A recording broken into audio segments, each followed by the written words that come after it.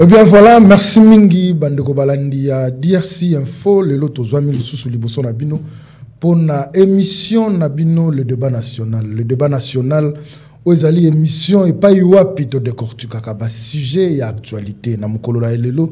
Tozali na 3 sujets o tokolobela processus électoral o ezali ko continuer ko betisa bato mabaku ba politique mususu balali kolobake. Nyonso ezali défini pour un régime en place baluka ko gagner atana ndenge ya fraude mais bango pe nangamo na bango bato ya majorité balobi batika ko sala fuite en avant. Deuxième sujet ezali pardon, sortie médiatique ya conseiller privé ya Mokonzi Mboka Fortuna Biselele oyo alobaki que Mokonzi Mboka tango azwa ki pouvoir a mekaki ko salela agenda ya Paul Kagame pona ko luka ko benda ba investisseur na République démocratique du Congo mais motuno ezali na mokolo na lelo est-ce que ba investisseur ngo ba ya na climat oyo koma a froid na Rwanda vi guerre ya este o ya ba M23 oyo mokili mobimba ezali ko talisa na Rwanda ke yende muto a soutenir ba M23 sujet ya misatu ezali décision ya Paul Kagame. Paul Kagame a se décidé Yakobo yakoyamba ba réfugiés congolais na territoire na ye pona nini nyonso wana ba Congo ba blobaka ezali nkweni akanda parce que mokili mobimba ezali ko pointer du doigt les traitants de mutu oyo azali ko alimenter ba M23 pour la guerre et si la te na est wana ezali ba sujet oyo tokolobela mais avant na présenter bino ba invité na ngai na mobali na loboko ya mobali nazali na maître Kanis Kabeya Kongolo, Oyazali président ya ONG AMK na PCA Mbote. Mbote ndeko journaliste, Mbote na co-débatteur na ngai, et Mbote na ba Kongomani nyonso bazuli bakuya kolanda biso na émission ya lelo. Merci mingi na loboko elanga ya mwasi nazali na monsieur Abel Mukomo. Je pense que na massacre kombo na yote yazali moko ya société civile na PCA Mbote. Mbote ndeko journaliste, Mbote na ndeko co-débatteur, pe Mbote na bandeko bala. Voilà, avant tokota na mama na likambu ya ba sujet tokolobela lelo na kei komeka ko pesa bino quelques sujets d'actualité oyo ezali ko défrayer chronique na mukolo na lelo c'est lobby le 12 janvier réunion moko esalamaki na Kenya entre Uhuru Kenyatta Oyazali facilitateur ya sous-région ya EAC pour na kopesa kimia na partie est mais curieusement réunion yango esalamaki kaka entre ye na ba représentant ya M23 entre autres Bertrand Bisimwa na quelques personnes ya présidence ya M23 le grand absent ezalaki République démocratique du Congo. Or inquiétude na biso ezali que makambo bakena ko solo la bitumbe ezali ko bundama na sol congolais mais ba représentant ya RDC bazalaki te nyonso wana ezali ko pousser batu ba réfléchir autrement. C'est pourquoi moko ya ba ministre honoraire Justin Bitakwira a betaki mbela na ba média musu ya RDC koloba ke ba congolais il faut to la muka parce que complot ya balkanisation ezali ko continuer na kokola et na corporation na biso ya ba journaliste boyebi que le londe Monsieur Peter Tiani azali ko comparaître na INPC pour un problème oyo azali ko opposer ye na Monsieur Lambert Mende asala qui sorti médiatique moko na chaîne Télé 50 et pas yuapi atena ki ba propos oyo sepelisaki quand ya Monsieur Lambert Mende te babengisaki ye na CESAC mais na ngambu ya corporation balobi CESAC te mutu azali censé il y a qu'on entendre monsieur Christian Bosembende dossier et qu'il y a eu un PC na moment tozali koloba tozali 14h08 monsieur Peter Tiani a outi ko comme na INPC il peut na ba entendre ye tozela évolution ya makambo ndenge ko kendela wana ezali ba sujet d'actualité oyo to prévoya ki kasi tozongi na mama na likambo processus électoral. Processus électoral les alliés continuer na kolobisa batu to komi ko poussana na le 23 janvier oyo date seni a pesa ki biso enrôlement et aussi la na ba 10 provinces pilotes oyo balancer la ki Monsieur Abed, est-ce que vous pensez que au Kanisi que Seni na délai wana tozali ko kende ya le 23 janvier à Kokoka na kosili sa enrôlement na ba province oyo alansaki avec ba contrat nyonso ya kuteni non. Merci de journaliste pour na malobambalami balé. Déjà au regard il y a des signaux sur terrain, Seni a lamentablement échoué parce que nous croyons qu'avec cette allure déjà au regard na Mekaye Kotambo na district ya Lukunga à certains bureaux de vote, c'est étonnant de voir dans un centre il y a un enrôlement, on a une machine dans un centre moko papa. Sur ce quartier moko on a combien d'habitants? Et si dans un environnement on n'a qu'une machine pour enrôler comme et ceux qui besoin enrôler et belé c'est 50 par jour et belé 50. On a la statistique. Mais je vous assure, mais quand si on est à Kinshasa au Tamboli, c'est très décevant. Non seulement du fait que d'abord qualité zabiente, il y a carte. Mais la carte va juste nous servir pour voter. Mais non, non, c'est une carte d'identité. Lelo, ce balobi on y peut sa carte d'identité. Bon, dis-moi, mouta za lelo fois qu'il y a une banque par exemple. Déjà carte yemoko original, azobi noir et blanc. Et l'ongeza ya yote. Ce que soit photocopie on kobi mandenga. Donc, alors ça frise. Ben ni soit les autres qui élection au tambo la malam because à la malam. Je vous donne des statistiques. Voilà. Sur une ville à Kinshasa. À Boti le loto il va répéter des choses dans commune la ville à Kinshasa. Plus ou moins. Mais na ba statistique va faire ça de 16 millions d'habitants. Bon, so babi 16 millions d'habitants, surtout le col avec électeurs. Togo Zouata échantillon il y a 8 millions d'habitants. Et il y a 8 millions d'Angolais. So 8 millions d'Angolais. Ba pepso un mois. Il y a un enregistrement. Avec une machine, na bureau moko. Na centre moko, pardon. Ceux qui par jour, besoin enregistrer 50 personnes. Na évité un mois, il faut enregistrer combien de personnes dans un bureau de vote. Ce suffit la Kinshasa, ça ne va pas donner. Et ben ni soit na nyos la que quand soit il y a majorité au pouvoir, besoin ça la manœuvre de manière à ce que batebele besoin ba carte. Parce que ngam nazo banoboy je travaille tous les jours, je n'ai pas le temps. Nazwaki Mukolomo, qu'on a comme un centre, j'ai fait toute une journée. On était à 30 seulement. Tout ça. Donc, on a une machine chargée ici. Baké recharger, Bakenda recharger, ceux qui ont plutôt éviter. 10 journées, les 4 cartes. On est dans Kinshasa. Ceux qui n'ont pas province, ceux qui n'ont pas Mboka. Donc, moi, je pense, à mon avis, que Seni, au regard, il y a Bendis, où il a lancé déjà, ça frise. Même confiance sur Batubaro. Mais Batubalobi, pourquoi être resté trop pessimiste? Parce que les processus, ce qui est na première vitesse, beaucoup comme na deuxième, beaucoup na troisième. Mais processus, oui. Et tout ça na troisième processus électoral en Mboka. C'est aussi il y a 2006, aussi 2011, aussi 2018. Tout cas là jamais aux carte à boy. Tout ce cas-là, jamais qu'on ait un centre, pas bureau, mais centre, une seule machine de Konanga. Besoin de rouler 30 personnes, 40 personnes, 50 par jour. Bon, on a évité à lui, Rwanda, attention, qui s'appelle le 23. Qui ça combien de jours? Peut-être une semaine, peut-être 3 jours ou 4 jours. Ce qu'il y a un mois, ceux qui une centaine seulement. Vous allez enrôler combien de personnes? C'est pourquoi nous, toujours l'ensemble là, la président a assigné que Babongisa. Pour faire mieux, il faut se préparer pour faire mieux. Mais le processus c'est déjà en cours. Oui, mais est-ce qu'ils doivent arrêter pour recommander de machines?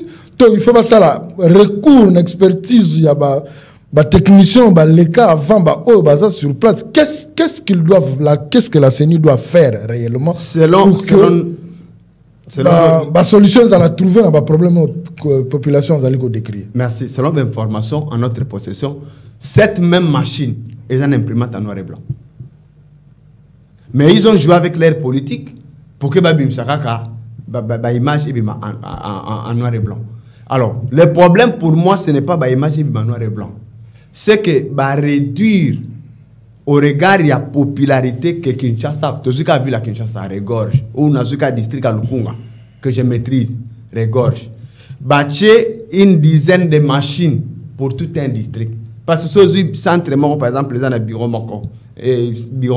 ou machine moko. Na quartier moko, vous allez me soutenir 2 machines. Dans la commune moko, vous allez me soutenir une dizaine de machines. Si vous avez tout un district, vous avez une trentaine de machines, ça ne va pas aller. Au regard de la population, alors, le cas là, batebele ba cause de la carte, c'est ce qui va voter. Ceux qui vont écarter la procédure où il y a enregistrement et que la carte va voter. Et ceux qui n'ont qu'une hypothèse à mi balé, ceux qui vont lobby oni pour la carte d'identité. Voilà. Mais est-ce que c'est ni oni pour la carte d'identité quand il faut pas voter? La carte d'identité c'est pour tout citoyen congolais. Mais où il y a un enrôlement, il y a juste un âge de voter. Est-ce qu'il n'y a pas de contradiction? Qu'est-ce qu'ils veulent faire où nous ne comprenons absolument rien? S'il y a une politique, cette politique est faite pour la population. Il faut que Bissot va peuple comprendre et le connaître c'est ni alingi asala. Pourquoi ne pas une expertise? Surtout moi ni que aussi maté.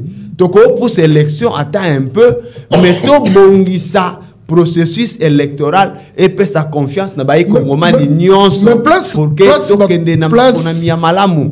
place ces alliés ko boma baï opposition yangwana ko poussa wana bazolo baki ba ko permettre glissement te wana na ko revenir na yo mais na pesi maître Kabeya Maloba. Maître, vous êtes proche du pouvoir, c'est-à-dire vous en obédience il y a union sacrée. Tant que vous avez revendiqué modèle, qualité à carte, qualité à processus, à centre, et ça, na ba machine et kokate, vous, de l'union sacrée, tout le monde a une logique, il y a haine, mais binomoko, parce que vous avez plébiscité Kadima, expert, mais aujourd'hui, population n'a pas enrôlement il y a malonga tête aux oies peut-être que vous sala oyo bino vous allez comme mon angolo lengeni. Merci de journaliste pour la malbo pesi biso le susu na yambona ya nola na mutuna na plutôt na lingaki na autoriser ngai na osana 1 minute autoriser ça toilettage non seulement toilettage mais na lingaki na souhaiter moi meilleur vena mutumoko ça vraiment très important pour ngai. Et me veut le meilleur à ma très chère future épouse, Madame Josie Toumba. Me veut le meilleur, je t'aime beaucoup mon amour. Alors, la linga qui n'a ça la pétoilitage n'a ma ndeko atu koloba. Na kamo les bandes les missions sont représentées comme des azali mutu la société civile, mais la compagnie qu'azali de la société civile té. Après déjà tendance naé ali moko ya opposition. Non, madame de la société civile. Alors c'est que bangono sur la société civile ba combattre opposition, c'est pas un problème, mais ba kana TV ba pesa ka opposition na bango ba la biso de kola ba bande ko société civile té azali malamu té. Azali sous ma casse na ba chiffre. En tout cas, il y a la mathématique, quand on a na PCP na longonia parce que banda qui n'a pas chiffre, na centre oyo, na kendaki, ils étaient au nombre de 30, tout ça d'ailleurs coutou. Il fallait pas que des charger ba machine consort ndeko. Na éviter ce qui makambo azoloba yeka kamta moni yango parce que na ba centre opo biso tozokende tozomona mayo azoloba te. Parce que ngana yebi na ba donc na ba centre nyonso, il faut dire bazali na ba groupe électrogène. Ils permettent bango ba charger ka ba appareil na bango mais kaka na centre on de kwa kenda kinde ba machine ezala kité na esika on ngana zali na district na ngai pour ne pas na citer combat district na ngai récemment on a kenda ki na centre moko ndeko journaliste na yebisa yo rapidité o bandeko ya seni bazana ngona na mona yango te pour na ngai zambala liboso na centre wana oui na centre wana na journée moko na kekuta na chef de centre ebsinga indeko biso awa na journée moko tozo ko enrôler plus de 250 personnes bazana combien de machines na ça bango kuna ba machines ezali belé ndeko voilà pour ponga na sala mathématique te na mona kezala ke belé mais ndeko za face dans ngazo bana ba nombre na yango donc chef de centre ebsinga azo ko faire enrôler na journée moko plus de 250 personnes ndeko. Donc, ce que nous calcul, il y a un nombre et que tout le but qui n'a pas centre Moussou pe bazoko kenena ali Rwanda neko. Titre comme le 24, au bandeko seni préparer pour que te mettre fin à processus. Donc, tu vois que qui non so au bazali sûr et certain que le date soit ndeko. Dans lobby date na air ba ko sala ngo makamute merci biso to kanginga to devant biso to zali na ba expert o to lo ba kende ka di mazali expert ndeko nanga o azali boso na nga zali expert le mal avec le quinois ou le congolais biso to kuma ba expert na matière ba ko ba quinois ba ko ba nyosologue nyonso ande ko kadima non otika bango basala musala na bango soki peut-être ba comme na suka et que ba échouer. C'est par là que tu continues bango. Mais pour le moment, bazo continuer dans musala les ali processus et zo ko continuer. Ngai pona ngana koloba depuis mboko ezala mboka. Ben élection ya malamu et okende ki to ko ben élection o ezate. Parce que muto ko organiser ben élection. Non, seulement que na faveur na bino. Non, ndeko, ça na faveur na biso. Tu comme Jésus, même ça na faveur na biso. Et ça peut m'embêter. Biso to n'importe lobi que biso na liboso na biso ma ezate, na sima na biso pe ma ezate. Donc, on a déjà bisondé en 2024. En 2024, janvier 2024. En 2024, Fatia prêter serment. Ndeko Félix Antoine Tshisekedi a causé la réélu comme président de la République. On a prêté serment. Ngana lo banayo comme étant son porte-parole privé.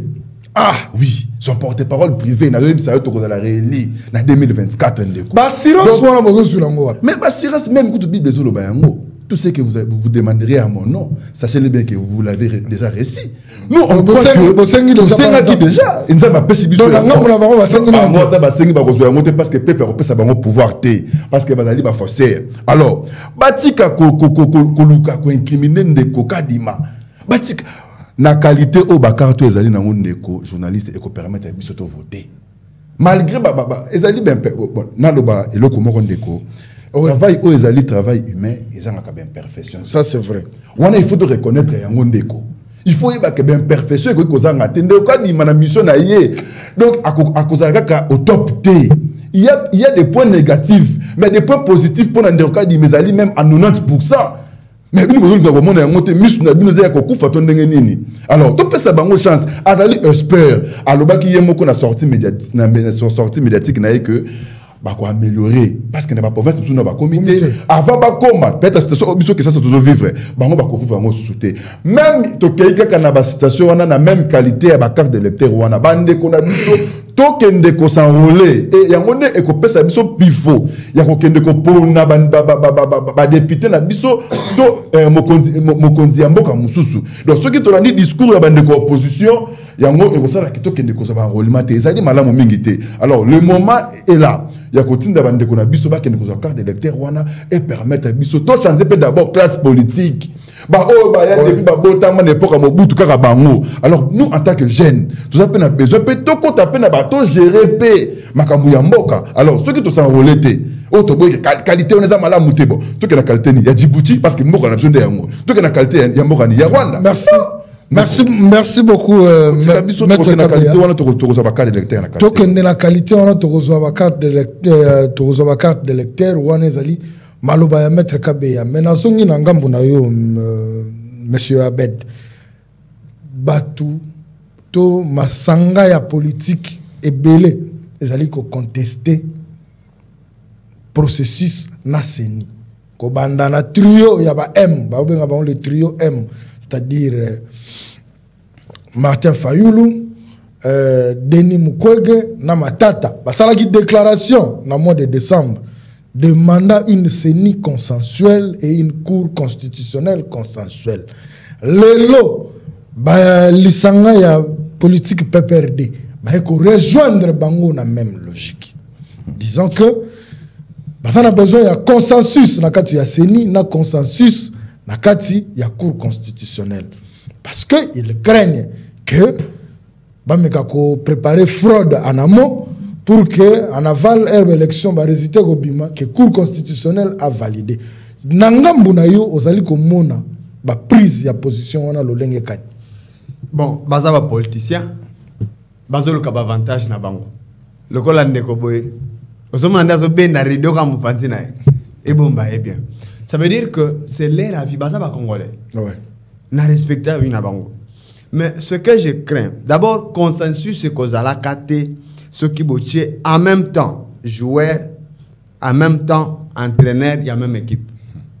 Beaucoup de Barcelone beta contre le Real, bozui fan ou supporter à Real, botier arbitre, arbitrer match one. Arbitrer en bien temps. C'est de même tout ce que nous voyons. Poto que na maponomie ya bien consensuel. bako zoate ba politicien bazo bunda na bazo ndongwa na bacha bango na seni. On doit mettre la société civile. Donc, on doit mettre des personnes neutres qui ne vont pas compétir pour que équilibrer ça des deux côtés. Sozu seni wana. Ndeko kadima. Aouta na eu des pèses. Il y a des images en scène, pardon. Oui, papa. Bah image ezali. Oui, pas de problème. Aouta na eu des pèses. Aouta na eu des pèses. Voilà. As membre, il y a eu des pèses. On a vécu ça avec Kabila. Kabila nous a mené Kadima. Et pardon, qui Nani Oazala qui sango Ngoimulunda. Non, avant Ngoimulunda. Ouais, Malumalu. Amemi Malumalu, Asaline Basalawana, et puis comme Ngoimulunda. Vous avez vu, tu veux comprendre que Ngoimulunda a qui Kabila quand. Tant Félix a continué à pouvoir menacer Kabila, Bablomo ya bongo. Asali déclaration, le bimu takomega Simba Kabila, Asimbiye. C'est là, moi, j'ai compris. Oh! Mais il y a le président Seni, on sous-entendait qu'il était neutre. Nenganini, Balingiba Kanga, un individu, il va s'y mixer à sa déclaration publique, en plein culte. Ça m'a étonné. C'est pourquoi je pense que tout ce qui est là-bas politicien va compétir. Mais pour organiser et l'oko ya malam, il y a des vrais Congolais sous-alliés. Naza na parti prité. Nana parti prité. Nga eza boye mutako bima oyo peuple a voté yende to bimisa, c'est tout. Mais oyo élection na 2006 Jean-Pierre Bemba bimi Kabila na mutunaye babimisi Kabila. Na 2011 Etienne Tshisekedi a eu élection. Kabila na mutuna na preseni na ye babimisi Kabila. Na 2018 mais PV justifia qui Kabila mutazwaki. Mais PV nini nana mona PV.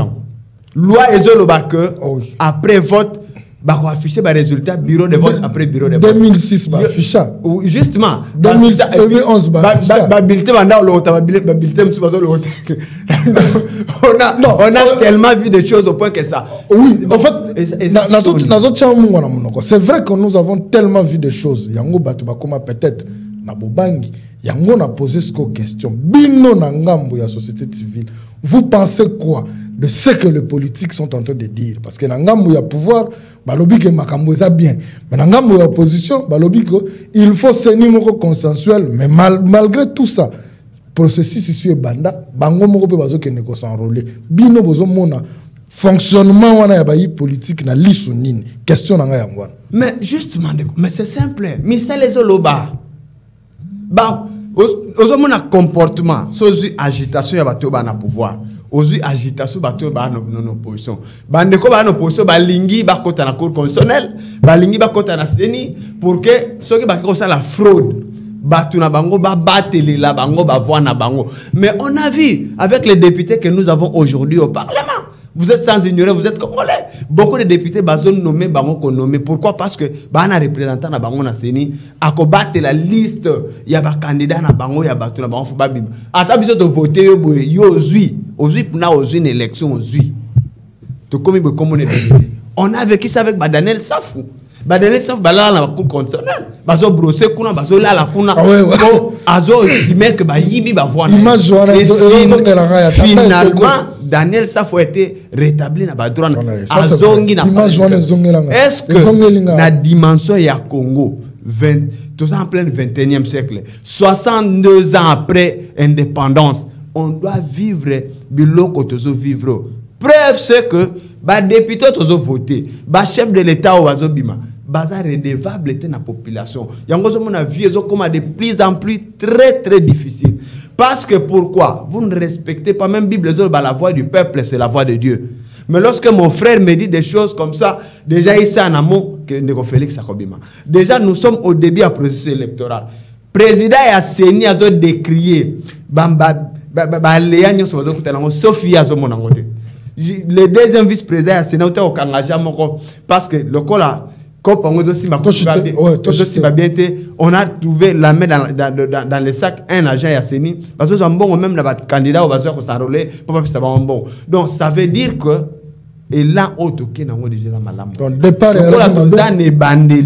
il y a lieu à rectifier bon c'est impression que CENI est indépendante, réellement indépendante, et sa partialité, et sa patienté. Mais avec cette allure-là, déjà au départ, l'opposition a contesté CENI. Au départ, la majorité a soutenu CENI. Mais n'oublions pas que le processus électoral, il y a CENI. Il y a 2018, il y a la machine à voler. Mais toutefois, massivement, on doit changer la classe politique. Merci beaucoup. Maître Kabea. Balobi bino bozali komi lengela déjà pour nous préparer tricherie parce que kadima azamutu na bino affirmation moko uti ko sala na plateau ya balobi azaki moko ya azalaki moko ya ba UDPS ba comme komi président ya CENI to ko pesa ye logique wana ya kozala neutre mais mutuna na ngezali boyi bino moko a omi bengi porte-parole privé ya mokonza mboka. Tant que vous allez au Kende, n'habitez pas ceux qui sont s'enrôler. Voilà. Tant que vous allez au Mona, la revendication n'y soit allé au Salam. Ok? Na période ya Kabila, n'y soit allé au Salam, peuple a bandé ko revendiquer ya mabe, to andai ko lati sango Kabila. Boza lelo bokondima. Ce qui processus ont échoué, to lati sango kadimate, mais to lati sango président de la République. Répondre par oui ou non pour la question sous ce niveau il y a pour répondre au bon mais on développer kaka yango na tuni boza prêt ce qui processus ont échoué bola tsango président de la République pour la période à Kabila tout ce qui allait mal c'était Kabila ata azaki na même c'est vrai que président de la République mais mara mususu et bandeko le cahier et l'équipe ayo yokango après vous serez prêts que nous, peuple congolais, nous, c'est-à-dire le peuple, que ce qui processus est simbité, tout là, c'est un moukonzamboka. Ndeko, depuis Naya, nazo kana pour ça coller là. Pour ça coller là, pour na.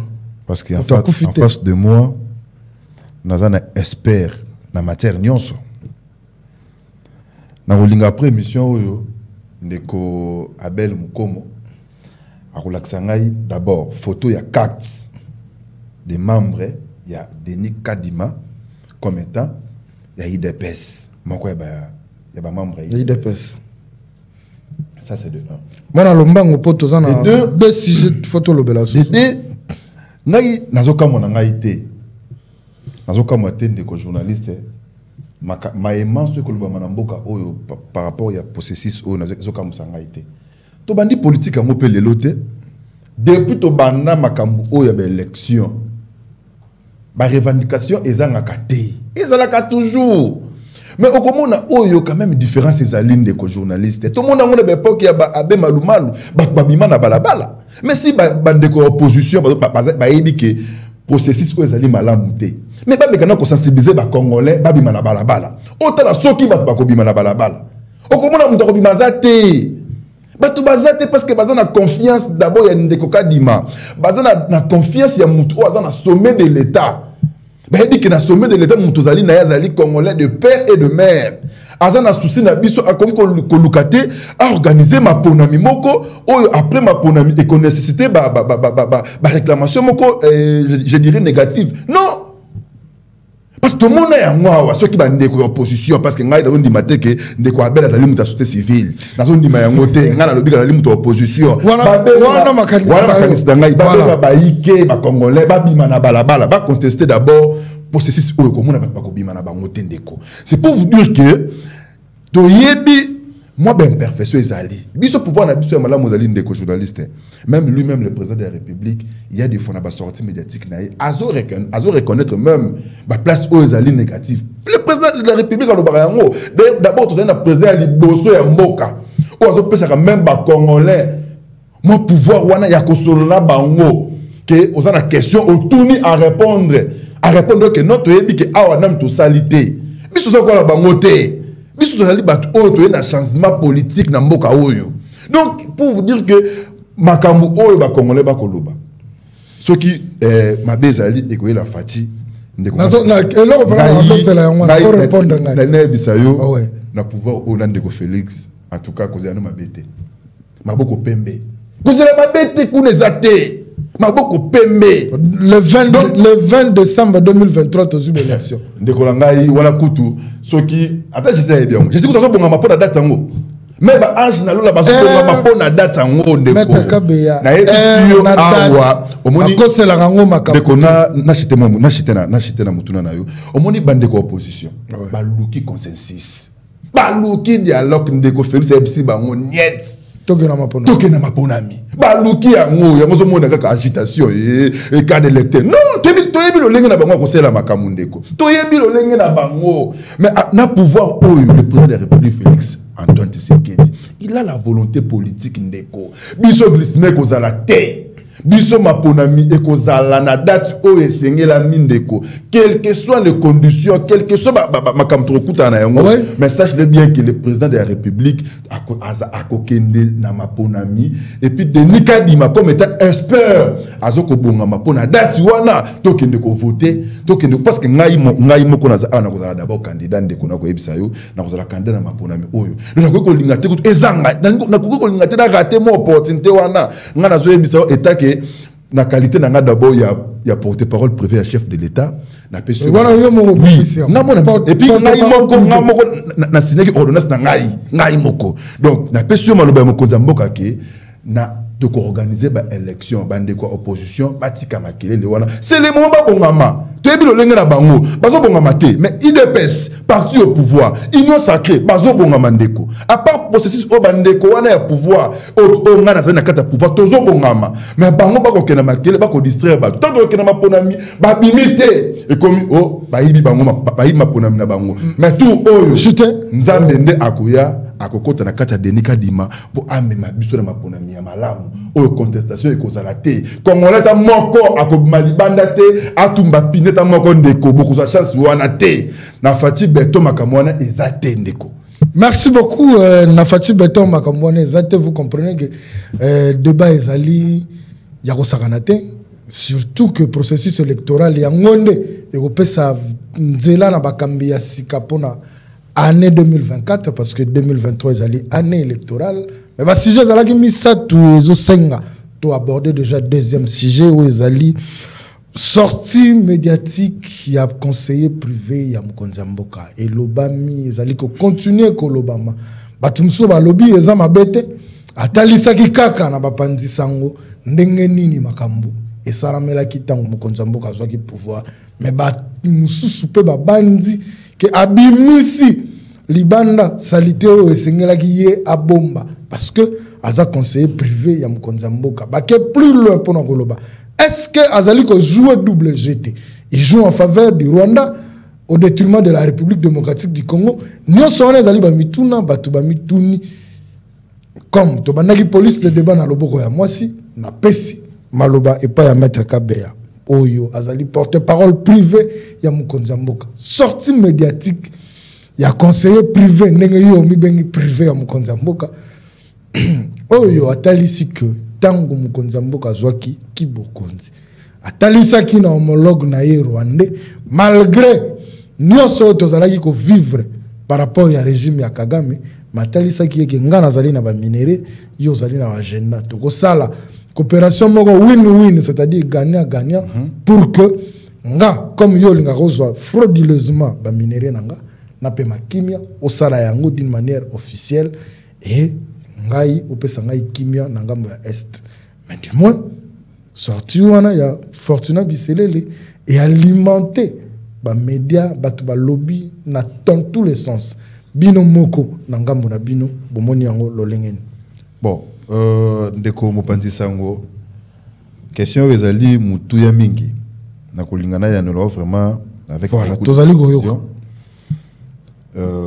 ndeko Biselele sortie médiatique na ye na kokamwa te soki lobisi bato parce que eza lolengi ya mboka na biso soki lobi malamu bato bakoloba kaka bakotelemela yo olobi pe mabe bato bakotelemela yo kaka ndeko Biselele a lobby a touché ba point oyo ezaki vraiment important. Bon, moi je pense que les canisnaïs zalaki à faire voir na batu ma canisito volonté au mokonzi mboka zalaki nango envers bande konabiso ya Rwanda. Mais dans tout ça, il voulait dire juste que malgré le lengewana, malgré moi, négociation entre biso na Rwanda oyo mokonzi mboka bandai kozela tozui yango kaka te ndeko. C'était le 26 juillet 2021 où la RDC to signé qui accord na Rwanda. Oyo motukoloba accord Rwanda ezalaki finalité na ezalaki Rwanda a gagné, biso peut to gagner. Voilà. Mais bon, attaque ba politique ezalaki kaka na likambo ko gagner te.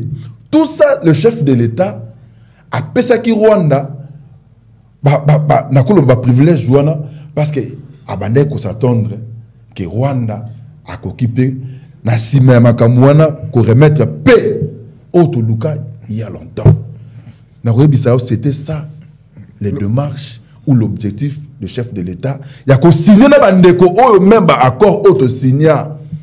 Mais ndeko biselele a ko révéler na place publique que malgré nyonso oyo Rwanda tiki biso kaka te ndeko d'ailleurs ba investir ni au Rwanda memeli biso bazate mais biso quand même to la kisi na Rwanda volonté wana pour boma moto to boma ça dit ndeko na kokosa yote to za ba politique objectif ya makambo ni c'est là qui to boma moto mais ba to ba fingi ba te belé ba ndeko opposition ba lekina ba TV ba critiquer mokonzi mboka pour ne pas dire que ba finga ki ba critiquer mokonzi mboka ba traité comme naïf azobanga Rwanda mais non abenga Kagame mes frères abenga ki bongo c'est parce que hier azali pacificateur azali démocrate akenda ki na sens wana il pensait que na sens wana à quoi qu'on retrouver paix mais malheureusement na bande corruption ya Rwanda tomoni que esimbi kakate yango ndeko bisele la bi makambo de ko bomba yango te parce que vaut mieux ba kongomani ba yeba ndenge makambo elekaki ezaki accord mon côté le 21 juillet wana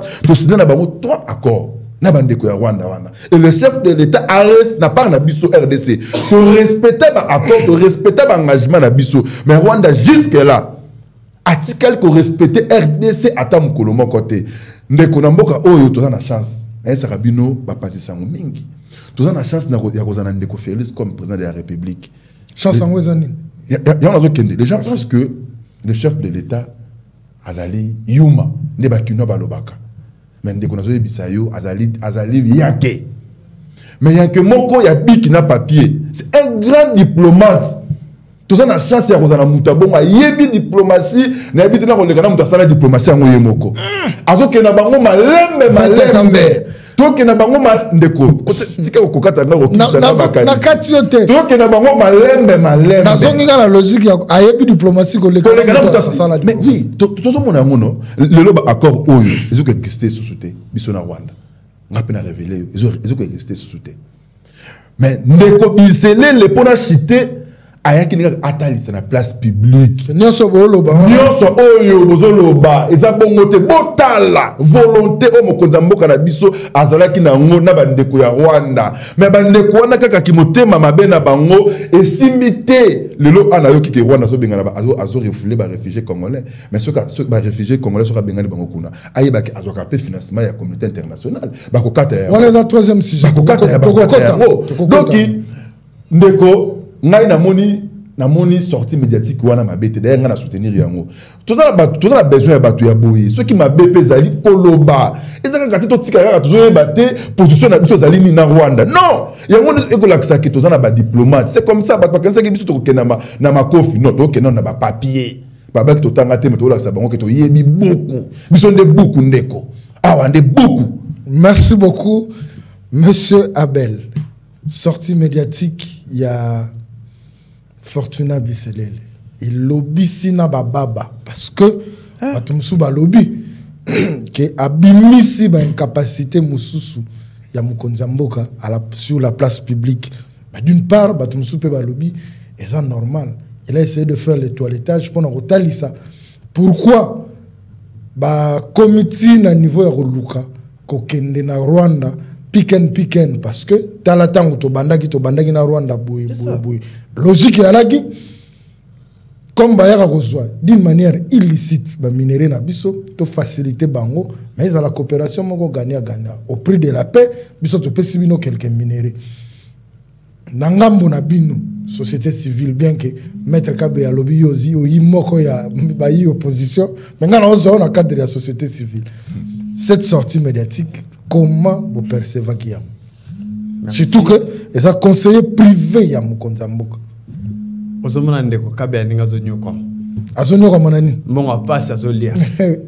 Ah, donc après ça un mbongo kwa ya a justifier mbongo passe azolia. So mbongo tata bolinga mboka. Donc ozomona nazozonga mukesi maso permettre nga. Oui, ozana. Azopesa ndeko kadima 90% ya réussite déjà na début ya processus électoral. Mais aussi statistique on a wapi?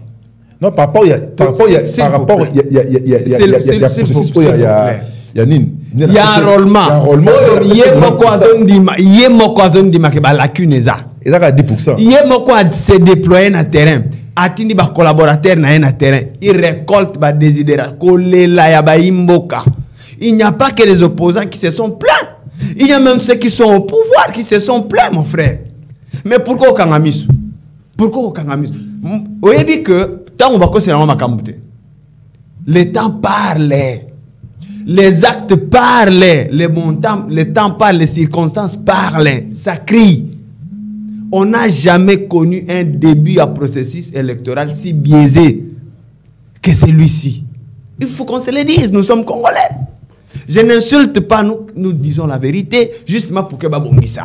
Ce qui est l'équipe Malam, Moutoua Kobima, ce qui est Mokonzambo comme Takobima, Azar élu. Ce qui est député,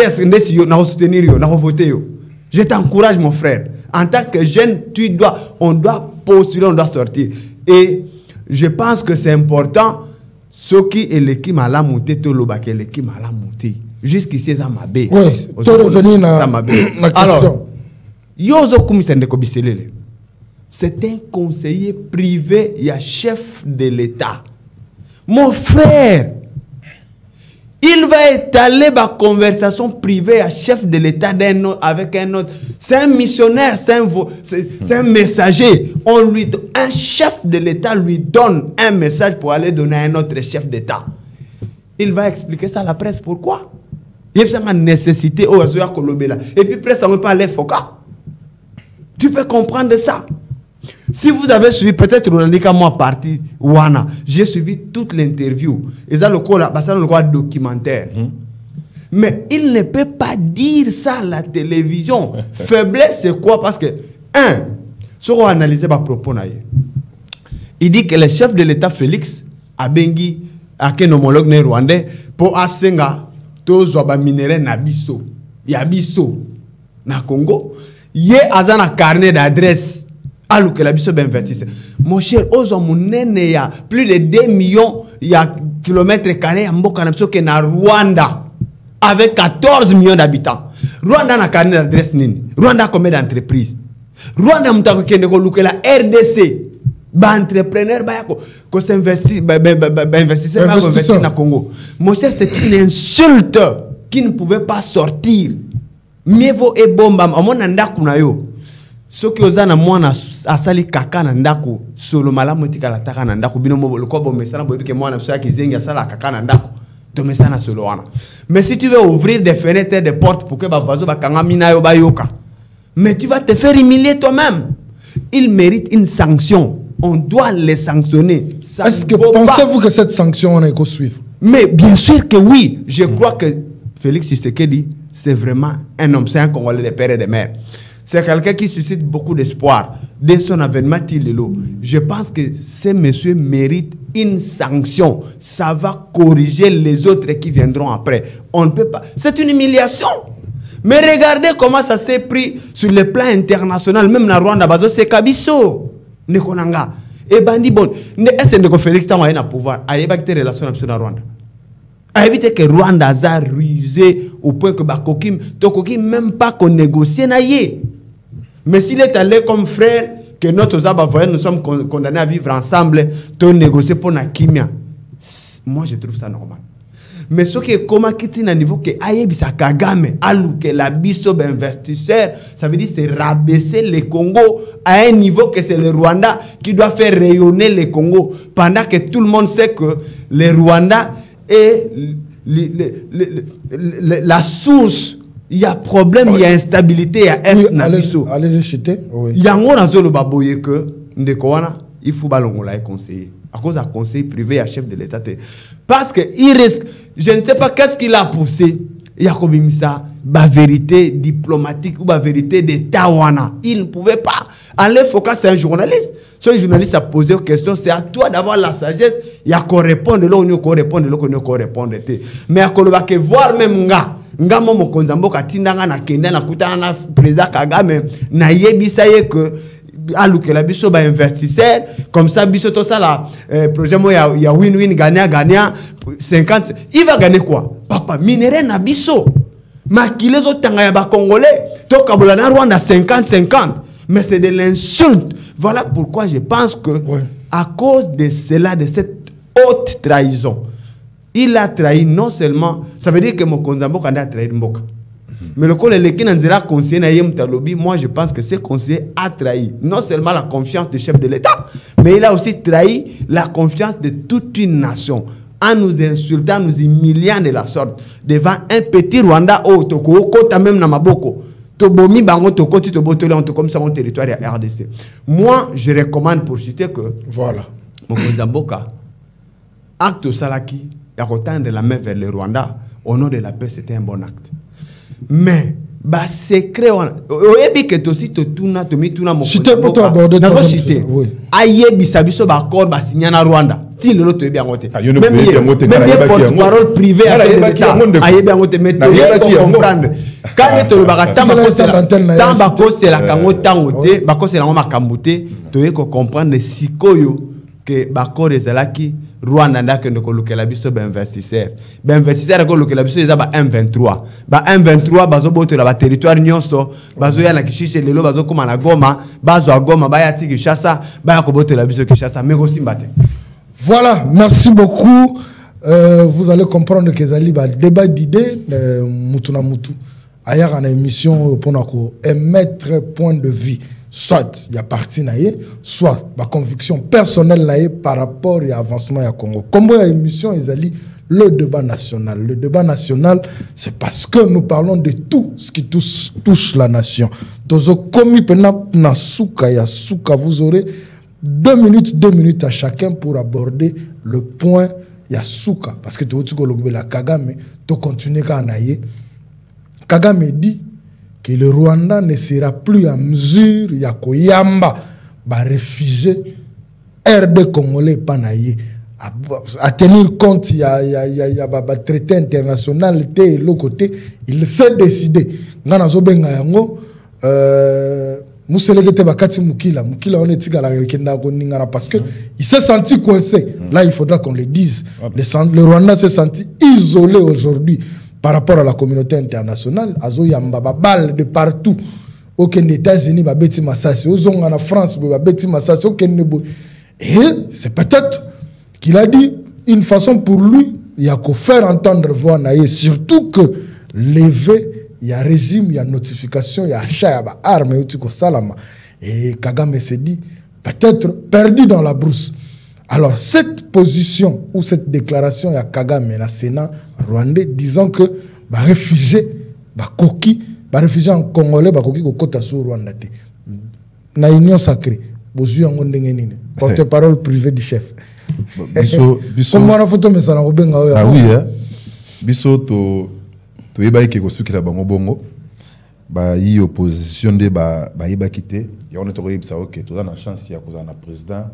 Un grand diplomate comme Félix Antoine Tshisekedi. Nathan, on profite peu na mot de la fin.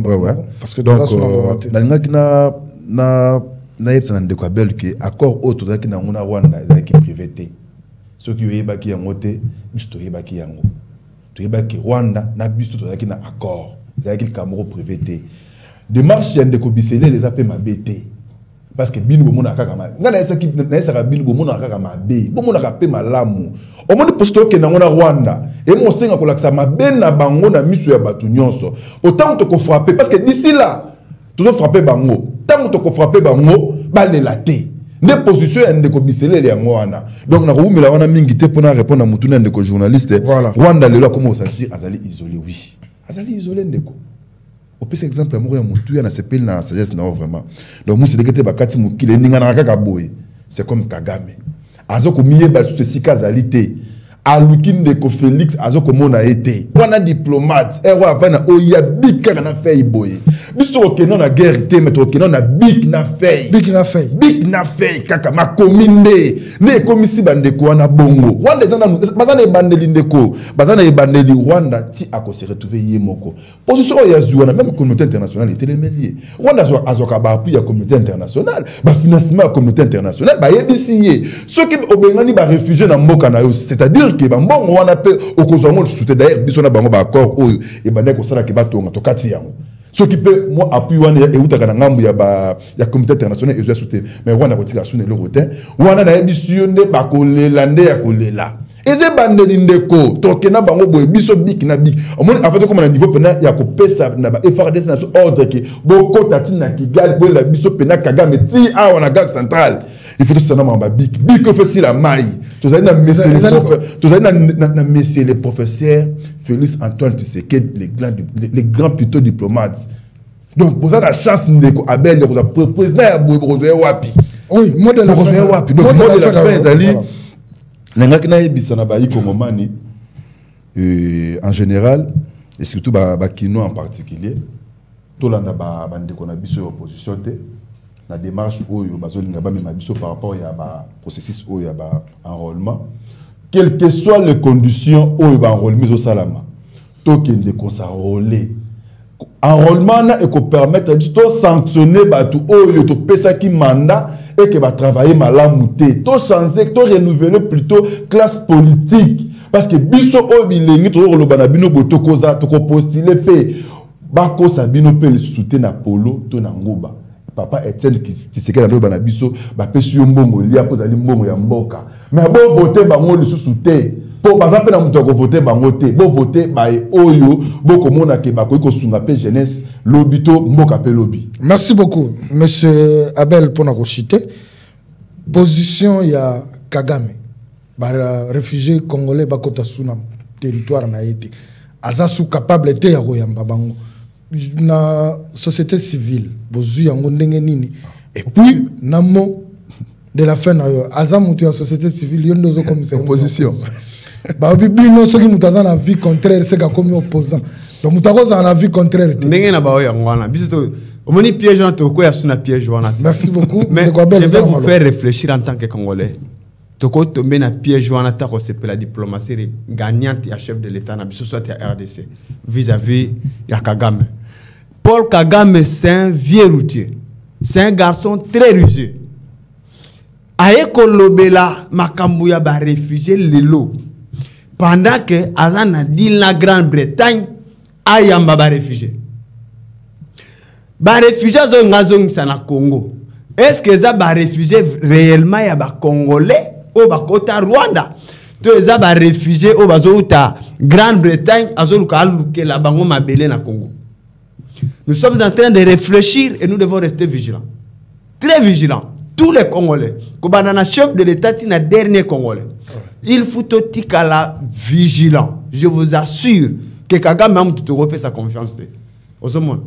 Ce qui est là, Kagame s'agite. C'est vrai que le col a cité mingi à chaque fois que Kagame a agressé RDC. Kagame n'a pas agitation. A commis comment a commis en danger parce que même ba payo ba soutenir parce qu'il faut retenir que Kagame agit sa seul agressé RDC est mon côté derrière il y a des États-Unis il y a la Grande-Bretagne il y a la France et la grande communauté internationale d'une manière générale ba yiba kabiso na sima ya Rwanda ba ko bimisa ba minéraux na biso e koti Rwanda to Uganda à partir ya wana et matike ba pays na bango maintenant le cola Yé Alblobi a bravé droit international, a bravé le traité international, la convention internationale, l'Union surtout au Rwanda signé. Moi, pour moi, ce n'est pas un problème. S'il veut remettre, refuser Congolais, à retourner Bango. Mais si on retourne Bango, pour moi, il faut tout ça la loi et la réciprocité aussi. Ceux qui ont zongi parce que pour la plupart, ceux entre RDC et Rwanda, banani bana ba refuser baninge bele. Et ça ba Rwanda mutu basana Congo bele ba na Kinshasa bana bango même na pouvoir bazolia na bango bazokola na bango na pouvoir ba la fin pa ya ba Congolais ya ngwana bazolinga ba tromper vigilance na biso toza na biso na bino mayele toza vraiment mayele lisu likola lisu. Moi je vous rassure je m'en vais pour clôturer aussi je vous rassure que c'est vrai tozo kaba agitation mais na terrain Congo tozo souffrir tozo continuer ko nyokama yango nazo ba totika la vigilant to kengele tina suka komona kibitumba oyo complètement esili tozongi na kimia makiletiki kolela mikolo nyoso ndeto comprendre que vraiment diplomatie ya chef de l'État est réussir. Mais pour clôturer, je vais recommander à tous les Congolais que pays eza ya biso dénominateur commun na biso eza République démocratique du Congo. Moi je suis Congolais de père et de mère, des ancêtres, des arrière-ancêtres. Je ne peux pas permettre qu'un jour Congo na biso eza balkanisé. Tozala bomoko tant au Congo eza agressé, opposition ezate, majorité ezate, société civile ezate. Il faut tout sangana toyo kana poto faire développer pays na biso. Ceux qui to tikana na ba divergence de vie, même na makambo sengeli to sangana, to sotugan certains matins payer si bateki nyoso et que nyoso to ozanga même place à revendre. Merci beaucoup wana bouti kolanda mot de la fin ya monsieur Abel Mukomo. Et plaisir ezalaki ya biso ya koyamba bilenge mibale oyo baye ko kabola makanisi na oyo tali politique ya République démocratique du Congo. Pour rappel ba sujet ezalaki processus électoral oyo ezali ko lobisa batu sortie médiatique ya Fortuna Bisele, les conseillers privés ya Mokonzi Mboka. Et puis troisième sujet to lobelaki ezalaki décision ya Paul Kagame ya koboya koyamba ba réfugié congolais na sol na ye. Merci mingi bino nyonso bozuli baku ya kolanda biso bo continuer kolanda ceux qui commentaires ceux qui ba remarque ya kosala ezali bosala biso ceux qui ba suggestion pe ezali ya kosala bosala biso bo continuer toujours ko s'abonner na chaîne na bino YouTube DRC Info Télévision et ba notification cloche ya notification bozanga ko cliquer on a te pour Bozouaka, information à temps réel. Je dis merci à toute la grande équipe technique qui a accompagné Kinga. Namoni Bongo, Rabi Mayele, Azali Kosala Biso, prise, ya ba photo, Tomoni Bongo, musique, Autobenga musica, et puis la régie finale, Yemoko, Cordon, Yalolo. Tomesana Kobenga Yebongo, Yalolo, Bibas. Merci mingi nabino nyonso bozuli bakuya kolanda biso tokutani pona numéro ya sika. Bye bye.